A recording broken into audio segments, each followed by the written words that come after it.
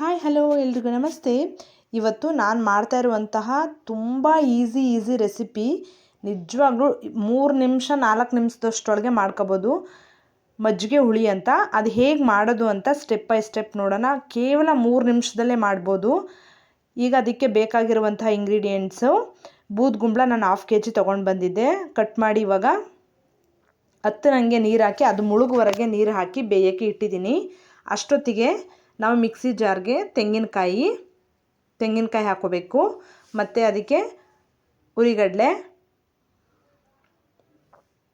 ಮೆಣಸು, ಜೀರಿಗೆ, ಹಸಿರು ಮೆಣಸಿನ್ಕಾಯಿ ಸ್ವಲ್ಪ ನೀರು ಹಾಕಿ ಇವಾಗ ಚೆನ್ನಾಗಿ ಗ್ರೈಂಡ್ ಮಾಡ್ಕೋಬೇಕು.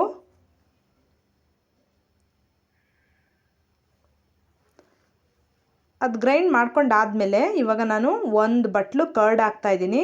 ಮೊಸರು ಹಾಕೋತಾ ಇದ್ದೀನಿ. ಮೊಸರು ಹಾಕ್ಕೊಂಡು ಇವಾಗ ಕಾಯಿ ಚೆನ್ನಾಗಿ ಪೇಸ್ಟ್ ಆಗಬೇಕು. ಆ ಥರ ಇಲ್ಲಿ ನೀವು ನೋಡ್ತಾ ಇರ್ಬೋದು. ಈ ಥರ ಕಾಯಲ್ಲಿದೆ ಅಂತಲೇ ಗೊತ್ತಾಗಬಾರ್ದು. ಆ ಥರ ನಾವು ಮೊಸರು ಹಾಕ್ಕೊಂಡು ಚೆನ್ನಾಗಿ ರುಬ್ಬಬೇಕು. ಇದ್ರ ಜೊತೆಗೇ ಅರಿಶಿನ ಹಾಕೋಬೋದು, ಬಟ್ ನಾನು ಅದ್ರ ಜೊತೆಗೆ ಹಾಕಲಿಲ್ಲ ಅರಿಶಿನ. ಡೈರೆಕ್ಟಾಗಿ ನಾನು ಬಾಣಲಿಗೆ ಹಾಕ್ಕೊಂಡೆ. ಈಗ ಅಷ್ಟೊತ್ತಿಗೆ ಬೂದುಗುಂಬಳ ಚೆನ್ನಾಗಿ ಬೆಂದಿತ್ತು. ಈಗ ಡೈರೆಕ್ಟಾಗಿ ನಾವು ಮಿಕ್ಸಿ ಆಡಿಸಿದ್ವಲ್ಲ ಅದನ್ನು ಇವಾಗ ಹಾಕ್ಕೊಳ್ಳೋಣ. ಓಕೆನಾ? ಇವಾಗ ಸ್ವಲ್ಪ ಅರಿಶಿನ ಹಾಕಿದ್ರೆ ಇಷ್ಟೇ ರೆಡಿ ಮಜ್ಜಿಗೆ ಹುಳಿ. ತುಂಬ ಸಿಂಪಲ್ಲಾಗಿ ಮಾಡ್ಕೋಬೋದು. ಯಾವಾಗಲೂ ಮೊಸರನ್ನ ತಿಂದು ಬೇಜಾರಾಗಿರೋವಾಗ ಈ ಥರ ಸಿಂಪಲ್ಲಾಗಿ ಮಾಡ್ಕೋಬೋದು. ಚೆನ್ನಾಗಿರುತ್ತೆ. ಮುದ್ದೆಗಾದರೂ ಚೆನ್ನಾಗಿರುತ್ತೆ, ಅನ್ನಕ್ಕಾದರೂ ಚೆನ್ನಾಗಿರುತ್ತೆ. ಒಂದು ಸಲ ಟ್ರೈ ಮಾಡಿ ಅಂತ ಹೇಳ್ತಾ ಇಷ್ಟೇ ಈ ರೆಸಿಪಿ. ಇದಾದಮೇಲೆ ಸ್ವಲ್ಪ ಒಂದು 5-10 ನಿಮಿಷ ಕುದಿಸ್ಕೊಂಡ್ರೆ ಅದು ಸ್ವಲ್ಪ ತಿಕ್ಕಾಗಿ ಬರುತ್ತೆ.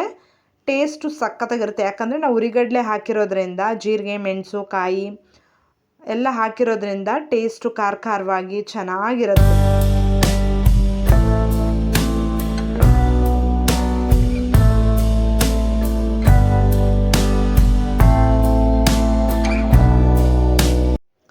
ಇವಾಗ ಒಗ್ಗರಣೆ ಹಾಕ್ಕೊಳ್ಳೋಣ.